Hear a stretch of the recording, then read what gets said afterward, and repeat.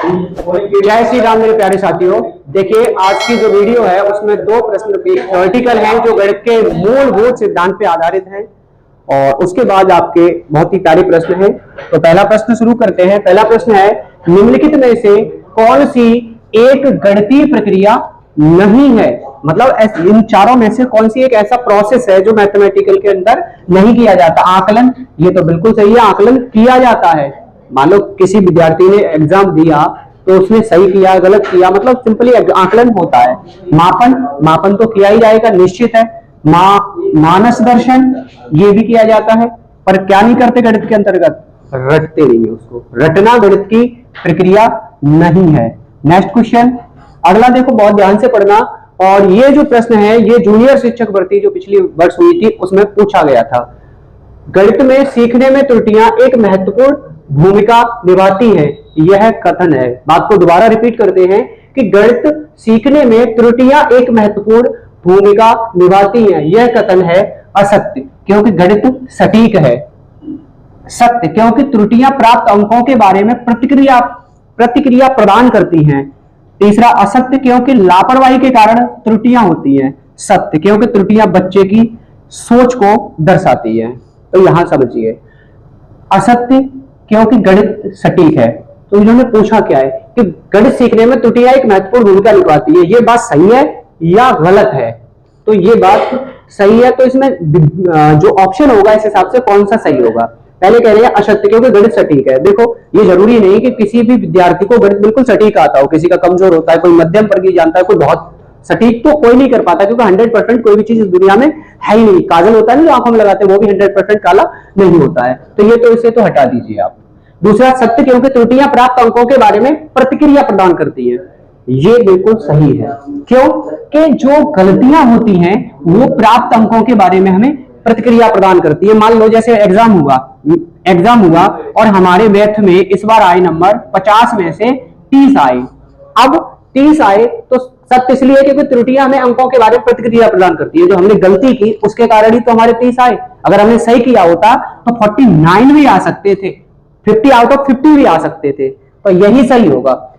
अगला असत्य है क्योंकि लापरवाही के कारण त्रुटियां होती हैं। जरूरी नहीं, भूल से भी गलतियां हो जाती हैं, लापरवाही से नहीं भूल से भी हो जाती है। कभी कभी जब बोलते हैं बोला जैसे 14 का स्क्वायर है तो 196 होता है, 14 का स्क्वायर, कभी कभी गलती से 194 भी लिख जाता है, 95 भी लिख जाता है। अगला के सत्य, क्योंकि त्रुटियां बच्चे की सोच को दर्शाती है। देखो ये यदि बच्चे के तौर पे लिया जाए तो ये आवश्यक नहीं है कि वो बच्चा गलती कर दे, क्यों, और ये भी जरूरी नहीं है कि बच्चा बिल्कुल सही ही करेगा। तो ये बच्चे की सोच को तो दर्शाती है, लेकिन इतना नहीं सटीक जितना आपका बी ऑप्शन करेगा। ठीक है, अगले प्रश्न पे चलते हैं। प्रश्न है, नीचे तापमान डिग्री सेल्सियस का एक डेटा सेट है, का परिसर क्या है। परिसर, range, what is the range. तो देखिए रेंज होता है हमेशा सबसे, जो डाटा दिया जाता है उसमें सबसे बड़ा माइनस सबसे छोटा, बस आप इसकी मदद से निकाल सकते हैं। तो यहां इस डाटा में सबसे बड़ा क्या है, सबसे बड़ा है 8, तो 8 लिख दीजिए माइनस, और सबसे छोटा क्या है -8, तो -1 आगे भी है तो 8 कितना हो जाएगा 16, यानी option number A is the right answer. Next question पे चलते हैं। अगला प्रश्न है आपका कि एक दुकान ने अपनी कीमतों में 10% की कमी की।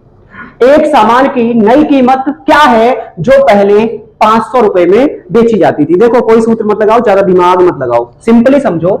उसने 10% की कमी की, यानी मान लो पहले कोई वस्तु 100 रुपए की बेची जाती थी तो 100 का 10% 10 आ जाएगा, तो यानी वो अब 90 में बेची जाएगी। पहले जो 100 की बेची जाती थी वो अब 90 की बेची जाएगी। इसका मतलब अब जो 500 में पहले बेच रहे थे वो अब कितने की होगी, तो अभी आप इसमें 5 से गुणा कर दीजिए, 9 पंजे 45, यानी वो वस्तु अब 450 रुपए में बेची जाएगी। ऑप्शन ए ही इसका भी सही है। अगले क्वेश्चन पे चलते हैं। प्रश्न बहुत प्यारा है, इसको बहुत बारीकी से समझाऊंगा। प्रश्न क्या कहता है, ये सारे प्रश्न जूनियर शिक्षक भर्ती के हैं और आए हुए हैं। प्रश्न क्या कहता है, एक सिक्का 10 बार उछाला जाता है और परिणाम इस प्रकार अवलोकित किए जाते हैं, head tail head tail tail head head tail head head. चित्त प्राप्त करने की संभावना क्या है, 2/5, 1/5, 3/5 या 4/5। आप एक चीज को समझ लीजिए, जब एक कॉइन उछाला जाता है तो दो संभावनाएं होती है, या तो वो चित आएगा या पट आएगा। एच कहते हैं चित्त को, हेड, टेल कहते हैं तो जो पृष्ठ होता है, पिछला भाग होता है, उसको कहते हैं। तो एक कॉइन जब उछाला जाता है तो केवल दो ही संभावनाएं बनेंगी, और एक कॉइन को 10 बार उछालेंगे, 10 बार उछालेंगे तो उन्होंने समष्टि समुच्चय जो था वो दे दिया है। अब इसमें से उन्होंने पूछा कि चित्त प्राप्त करने की संभावना क्या है। तो यहां ये देखो चित्त कितनी बार आई है, 1 2 3 4 5 6 बार आपका हेड आया है, तो ऊपर 6 आ गया, बटे टोटल कितने बार उछाला था, 10 बार। आप इसको हल कर लीजिए, 2 से 3 बार, 2 से 5 बार, यानी 2/5। ऑप्शन ए इसका सही होगा। अगला और आखिरी प्रश्न है आज की वीडियो का, निम्नलिखित 3D आकृतियों में से किसमें शीर्ष नहीं होता है। तो पहले कह रहे हैं शंकु, तो देखो शंकु कुछ इस तरीके से होता है, यानी इसमें वर्टिसिस होता है, शीर्ष इसका होता है। अगले की बात करते हैं पिरामिड की, तो पिरामिड आपने मिस्र वाले पिरामिड पढ़े ही होंगे, तो इनमें भी शीर्ष वर्टिसिस होता है। प्रिज्म की बात करें तो प्रिज्म में भी वर्टिसिस होता है। बात करें स्फेयर, गोला, गोला क्या होता है, जैसे आपकी फुटबॉल है, क्रिकेट की बॉल है, इसमें कोई भी शीर्ष नहीं होता है, तो इसका ऑप्शन नंबर डी सही होगा। आप मुझे कमेंट करके बताइए कि आपको आज का वीडियो कैसा लगा। यदि अच्छा लगा तो लाइक, शेयर और कमेंट करना ना भूलें, और हाँ, यदि नए जुड़े हैं तो चैनल को अवश्य सब्सक्राइब कर लीजिए, क्योंकि मैंने सुना है इसका कोई पैसा नहीं लगता। अगले वीडियो में मिलते हैं आपसे, तब तक के लिए जय हिंद।